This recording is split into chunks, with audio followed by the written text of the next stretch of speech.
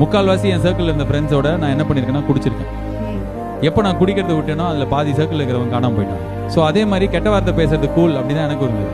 நான் ஒரு இன்டர்வியூவில் கூட இந்த ப்ரொமோஷன் போது சொன்னேன். கோயம்புத்தூரில் ஒருத்தர் சொன்னார், சென்னையிலேருந்து நான் சொல்கிற கெட்ட வார்த்தை சொல்லி அப்படி ஒருத்தர் வந்திருக்காருன்னு. அவ்வளோ கெட்ட வார்த்தை பேசுவேன். ஏன்னா எனக்கு அது பயங்கர பவர் கொடுத்தா மாதிரி நினச்சிக்கிட்டேன் நான். But when I stopped, I thought my thoughts changed.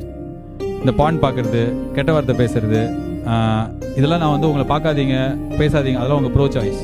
But எனக்கு என்ன நடந்ததுன்னா, நான் இந்த பாட்காஸ்ட்லேயோ இல்லை ஸ்டேஜில் பேசும்போதோ நான் அப்துல் கலாம் என்ன சொன்னார்னா, ஆப்ரஹாம் லிங்கனுக்கு என்ன ஆச்சுன்னா சொன்னதே கிடையாது. எனக்கு தெரியாது. எனக்கு என்ன ஆச்சுன்னா, I became better person when I stopped watching porn. My thoughts were clean. இது வந்து பூமராக இருந்ததுன்னா நான் பூமர்.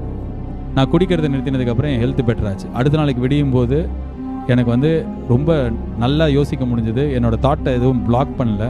நான் சிகரெட் விட்டும்போது நான் செத்துருவேன்ற பயம் கம்மியாச்சு. என் குரல் போயிடும், நான் பேச முடியாதுன்ற பயம்